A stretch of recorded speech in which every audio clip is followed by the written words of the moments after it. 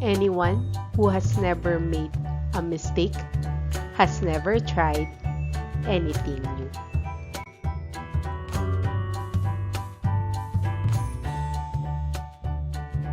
So let's learn and enjoy mathematics.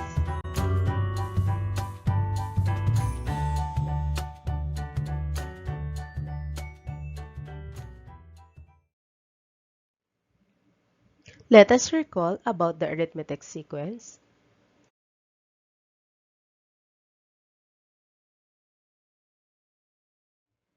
Question number 1. What is the next term of the arithmetic sequence 14, 20, 26, and 32? A is 36, B is 41, C 40, D is equal to 38. Any idea what is the answer?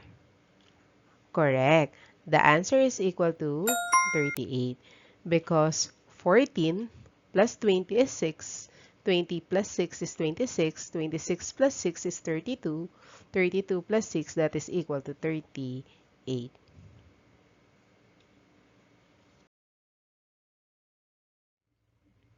Question number 2. Find the common difference of the arithmetic sequence 2, negative 3, negative 8, and negative 13. Any idea what is the answer? Correct.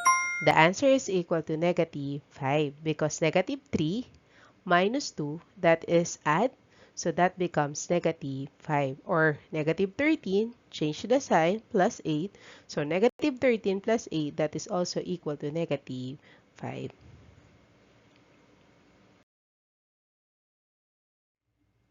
Question number 3.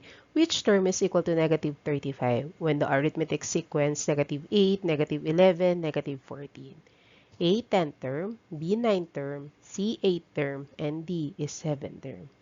Any idea what is the answer? Correct. The answer is equal to 10 term.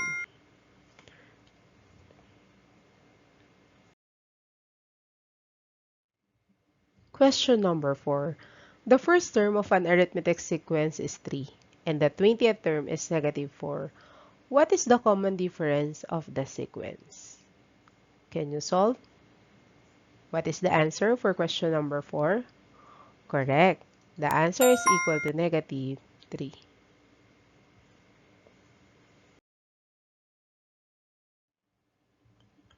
Which of the following is the 43rd term of the arithmetic sequence 3, 0, and negative 3?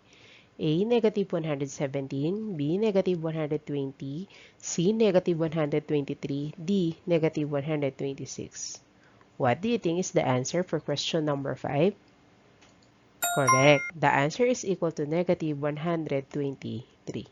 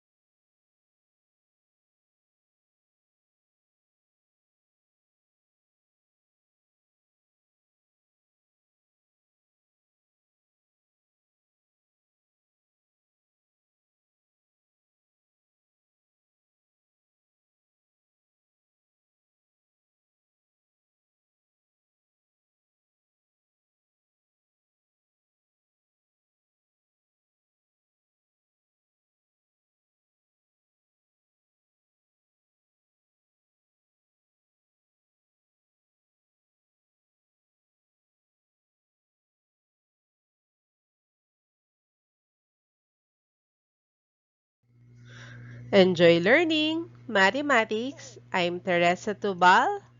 Thank you so much.